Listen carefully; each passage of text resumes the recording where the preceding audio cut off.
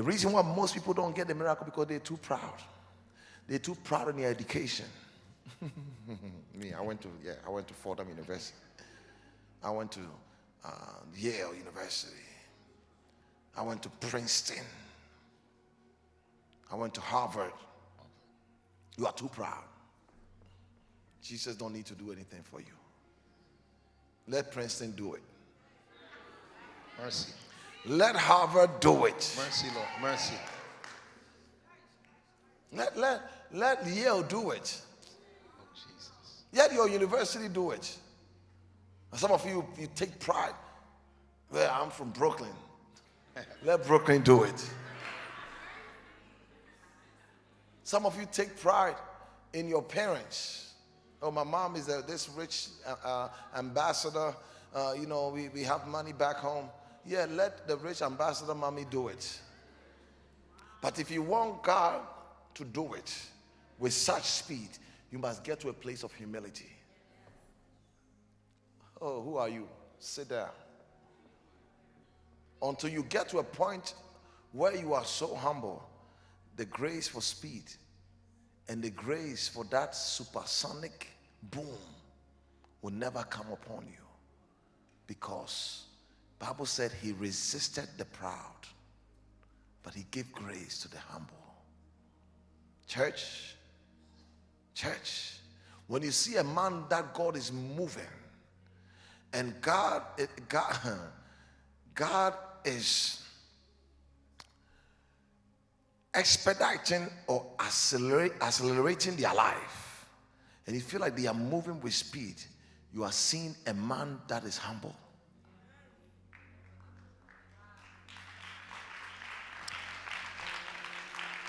Because without humility, there is no acceleration. Without humility, there is no grace for you to even make that declaration that I am what I am.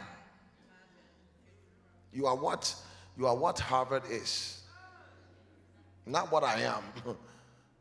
You are what I am by Harvard or Princeton or Stony Brook.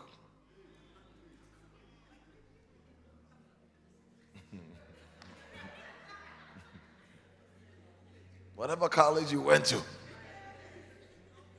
You see what I'm talking about? Put that degree somewhere. We're talking about grace. We're talking about degrees.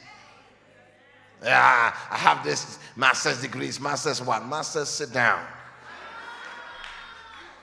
Humble yourself. When God begins to move you, it doesn't matter your degree. It's true. It doesn't matter. And if you are humble, your degree is a plus. When you are humble, and that degree, like sit down. I'm dealing with God. I'm dealing with grace. Degree, sit down. Let's talk grace. Let me humble myself before the Lord so he can lift me up. You want a supersonic boom, but you are too proud. The woman has to humble herself. She said, I have money. I'm spending on doctors. I knew the best doctors. I had the best physicians in town. I can travel to all of them. That was pride. She never sought God to heal her. She was seeking her doctors.